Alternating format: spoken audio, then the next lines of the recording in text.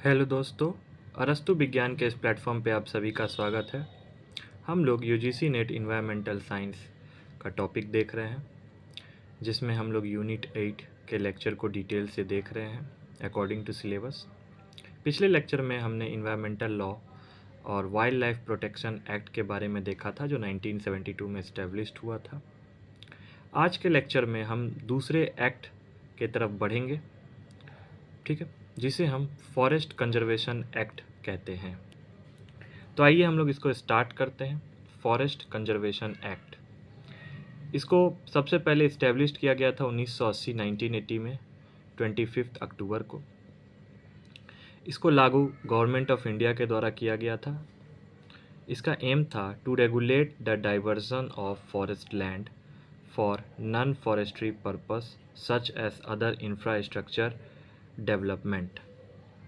मान लीजिए कोई यदि फॉरेस्ट को ख़त्म कर रहा है, ठीक है, नॉन फॉरेस्ट्री पर्पस मतलब जो फॉरेस्ट को हटा रहा है अपने इंफ्रास्ट्रक्चर डेवलपमेंट के लिए, तो उसके खिलाफ डाइवर्जन ऑफ फॉरेस्ट लैंड को रेगुलेट करना है, मतलब फॉरेस्ट को बढ़ावा देना है, फॉरेस्ट को लगाना है, ठीक है।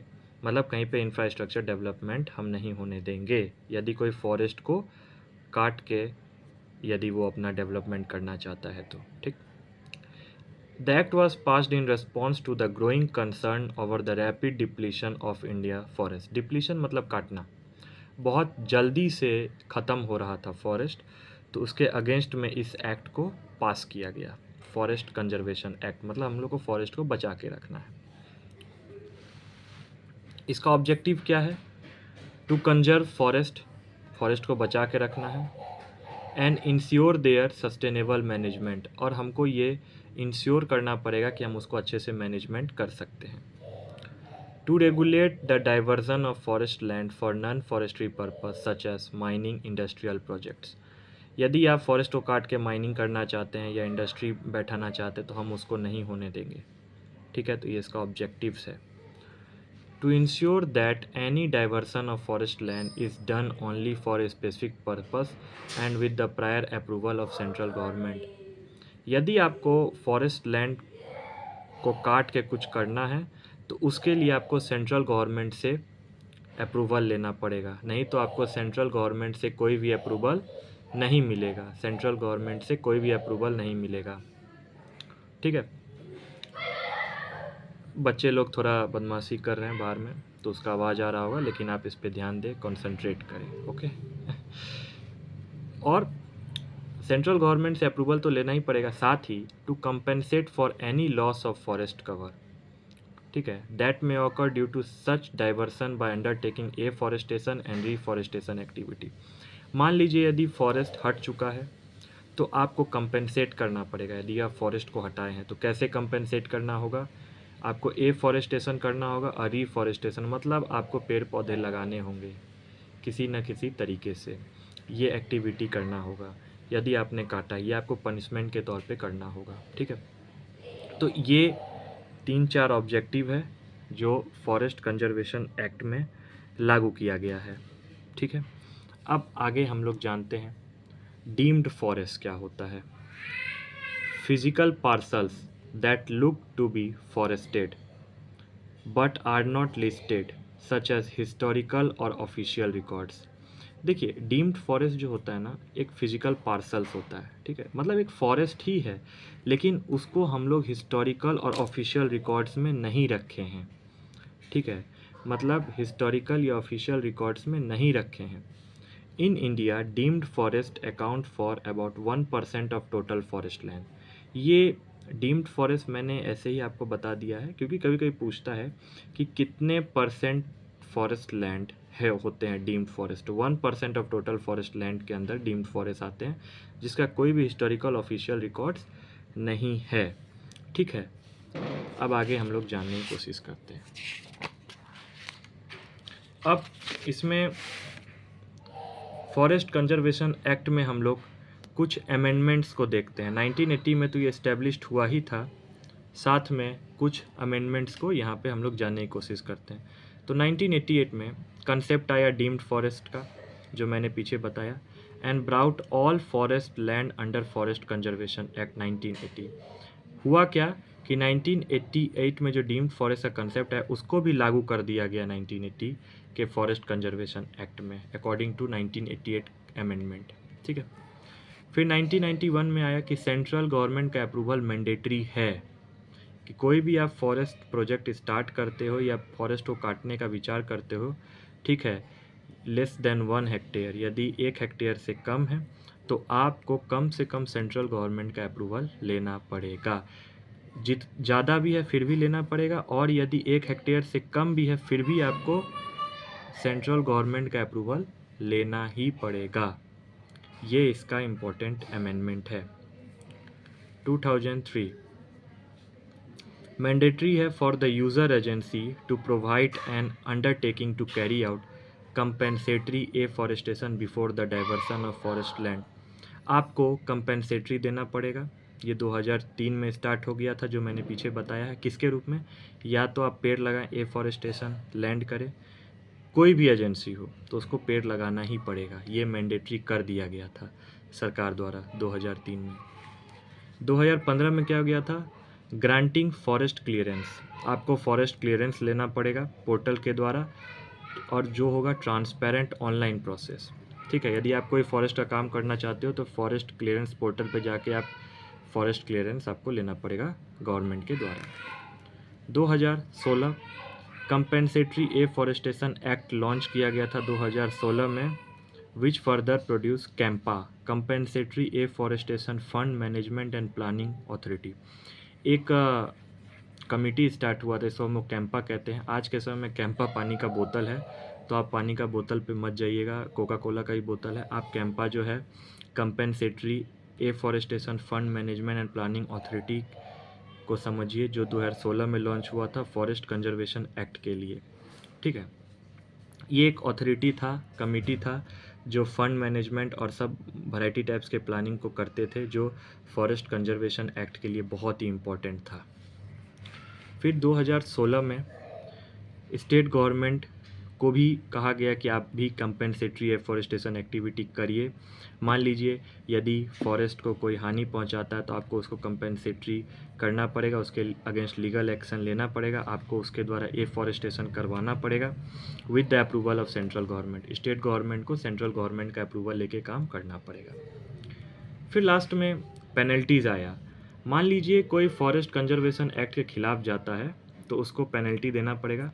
इम्प्रिजनमेंट अप टू 15 मंथ, 1.5 साल तक के लिए उसको इम्प्रिजनमेंट होना पड़ेगा, मतलब 1 year and 3 month, and fine up to 10,000 और both for violation of its provision.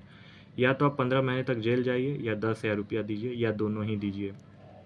ठीक है, नोट में है कुछ कि ये जो एक्ट है एक्सटेंड्स किया गया whole India except Jammu Kashmir which has its own state act, जिसका अपना ही एक एक्ट है। उस समय ये एक्ट उसके अंतर्गत नहीं था फॉरेस्ट कंजर्वेशन एक्ट में, इसलिए जम्मू कश्मीर को इसके अंदर नहीं रखा गया है क्योंकि इसका अपना एक एक्ट है। अब आइए लास्ट में आता है फॉरेस्ट कंजर्वेशन अमेंडमेंट बिल, जो 2023 में लागू किया गया था। ठीक है, जिसे हम लोग फॉरेस्ट कंजर्वेशन अमेंडमेंट बिल कहते हैं। Recently the government introduced the Forest Conservation Amendment Bill 2023 in Lok Sabha and proposed changes to the Forest Conservation Act 1980। और इसमें क्या चेंजेस था? To build forest carbon stock by raising plantation. आप बहुत सारा plantation करें और कार्बन स्टॉक को बढ़ाएं। ठीक है, कार्बन का रहना बहुत ही ज़रूरी है। To make land available for compensatory afforestation, ज़मीन होना चाहिए। यदि कोई प्लांटेशन करता है तो उसके लिए बहुत ही ज़्यादा मात्रा में ज़मीन होना चाहिए। यदि ज़मीन नहीं होगा तो फिर दिक्कत हो जाएगा।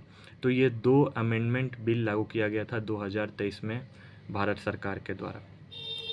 तो ये था हमारा फॉरेस्ट कंजर्वेशन एक्ट। अब हम लोग आगे बढ़ते हैं, जो फॉरेस्ट से ही रिलेटेड है, तीसरा एक्ट है। याद रखिएगा टोटल हमें 22 एक्ट पढ़ना है। ठीक है, तो हम लोग तीसरे एक्ट पे आते हैं, इंडियन फॉरेस्ट एक्ट, जो इस्टेब्लिश्ड हुआ था 1927 में। ये भी ज़्यादा डिफरेंट नहीं है, सिमिलर ही है। To make conservation of forest and wild life more accountable, हम लोग को फॉरेस्ट को कंजर्व करना है वाइल्ड लाइफ को भी बचा के रखना, जो कि बहुत ही ज़रूरी है।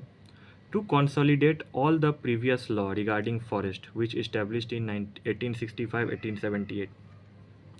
इंडियन फॉरेस्ट एक्ट सबसे पहले 1865 में आया था, फिर 1878 में आया था, लेकिन इसको अच्छे तौर पे लागू किया गया था 1927 में। तो कहा जाता है कि आप प्रीवियस लॉ को बचा के रखिए, ठीक है। It was enacted to make forest law more effective. ऐसा लॉ होना चाहिए जो ज़्यादा इफेक्टिव हो एंड इम्प्रूव हो प्रीवियस फॉरेस्ट लॉ के अकॉर्डिंग।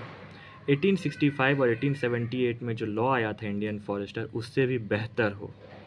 कौन सा? Indian forest act 1927। ये जो एक्ट है प्रोवाइड करता है प्रोटेक्शन 3 फॉरेस्ट को, रिजर्व फॉरेस्ट, प्रोटेक्टेड फॉरेस्ट और विलेज फॉरेस्ट, ठीक है। तो एक एक करके हम लोग जानते हैं, ठीक है। रिजर्व फॉरेस्ट होता है मोस्ट रेस्ट्रिक्टेड फॉरेस्ट। ये गवर्नमेंट का प्रॉपर्टी होता है, जिसको आप सेंट्रल भी हो सकता है, स्टेट भी हो सकता है। तो रिजर्व फॉरेस्ट में आते हैं जो रेस्ट्रिक्टेड फॉरेस्ट है, सब कोई यहाँ पे नहीं जा सकता। लोकल पीपल आर प्रोहिबिटेड, मतलब आम इंसान इसमें नहीं जा सकता। Specifically allowed by forest officer, सिर्फ फॉरेस्ट ऑफिसर ही वहाँ जा सकते हैं। नेक्स्ट होता है protected forest, forest which produce revenue which is controlled by state government. ऐसे फॉरेस्ट जहाँ से इनकम टैक्स आते हैं, पैसे आते हैं, जिससे सरकार को पैसे दिया जाता है। मान लीजिए टूरिस्ट के लिए प्रोटेक्टेड फॉरेस्ट होते हैं, जैसे बहुत सारे बोटेनिकल गार्डन होते हैं, या कोई सेक्रेड फॉरेस्ट होते हैं, कोई घूमने का जगह होता है। तो जहाँ से पैसा निकलता है किसको? स्टेट गवर्नमेंट को, तो उसको हम लोग प्रोटेक्टेड फॉरेस्ट कहते हैं। टूरिस्ट वहाँ घूमने के लिए जाते हैं, ठीक है। और लास्ट होता है विलेज फॉरेस्ट, ठीक है। तो विलेज फॉरेस्ट जो है, एनी विलेज कम्युनिटी, मान लीजिए कोई गांव घर है या वहाँ पे जो लोग रहते हैं, जो गांव को बचा के रखे हैं, वहाँ के community, the right of government to और over any land which has been constituted a reserve forest. मान लीजिए गांव का विलेज, ठीक है, और वहाँ का जो फॉरेस्ट है, ठीक है, उसको गवर्नमेंट बचा के रखती है। क्योंकि यदि आप फॉरेस्ट को ख़त्म करेंगे तो धीरे धीरे गांव भी ख़त्म हो जाएगा। तो विलेज फॉरेस्ट को बचा के रखना बहुत ही ज़रूरी होती है। उसके बाद 1927 में तो इंडियन फॉरेस्ट एक्ट आया ही था, लेकिन 1982 में इंडियन फॉरेस्ट एक्ट में कुछ रिवाइज्ड हुआ था, रिवीजन हुआ था। मान लीजिए कुछ अमेंडमेंट हुआ था। क्या हुआ था? इन 1982 was a year where a forest amendment act was enacted in some Indian states such as Karnataka to modify existing state forest law, ठीक है। उसका अपना एक स्टेट फॉरेस्ट लॉ था जिसको अमेंडमेंट करके लागू किया गया था। कहाँ हुआ था? कर्नाटका में, ठीक है। जो आप इसी तरीके से रिजर्व फॉरेस्ट को बचा के रखें, विलेज फॉरेस्ट को बचा के रखें, प्रोटेक्टेड फॉरेस्ट को बचा के रखें, ठीक है। यही सब लागू किया गया था कर्नाटका में, क्योंकि कर्नाटका में उससे पहले अपना एक लॉ था, ठीक है। तो इंडियन फॉरेस्ट एक्ट में इससे ज़्यादा पढ़ना नहीं है, जो कि 1927 में भारत सरकार द्वारा लॉन्च किया गया था, ठीक है। इसके बाद नेक्स्ट लेक्चर में हम लोग दूसरे लॉ और एक्ट के बारे में देखेंगे। तो पहले हम लोगों ने वाइल्ड लाइफ प्रोटेक्शन एक्ट के बारे में देखा, फिर इंडियन कंजर्वेशन एक्ट के बारे में देखा, और इंडियन फॉरेस्ट एक्ट के बारे में देखा। तो मैं आप लोगों को बस इतना ही कहूँगा कि मैं यूनिट 8 में अकॉर्डिंग टू सिलेबस चल रहा हूँ। तो आप हमारे साथ अरस्तु विज्ञान के इस प्लेटफॉर्म पे बने रहें, और आप मुझे कमेंट में बताएं कि ये लेक्चर आपको कैसा लगा। मैं ऐसे ही नोट्स को लेके आपके बीच आते रहूँगा, और ये बहुत ही इम्पोर्टेंट नोट्स है आपके एग्ज़ाम के पॉइंट ऑफ व्यू से, और यहाँ से डायरेक्ट क्वेश्चंस पूछे जाते हैं। और मैं इस नोट्स को लेके काफ़ी मेहनत कर रहा हूँ, इसीलिए आप इस चैनल को फॉलो करें। किसी भी इन्वायरमेंटल साइंस के चैनल पे आपको इस तरीके से किसी भी एक्ट का नोट नहीं मिलेगा जो एकदम सीक्वेंस वाइज है, ठीक है। और चाहे आप गेट का एग्ज़ाम का तैयारी कर रहे हो, या कोई भी यूनिवर्सिटी सेट का एग्ज़ाम का तैयारी कर रहे हो, चाहे वो वेस्ट बंगाल सेट हो, महाराष्ट्र सेट हो, एमपी सेट हो, या यूजीसी नेट हो, ये हर एग्ज़ाम के लिए आपके लिए फ़ायदेमंद होने वाला है। तो आप मुझे कमेंट में बताइए आपको लेक्चर कैसा लगा। मिलते हैं नेक्स्ट लेक्चर में। Thank you.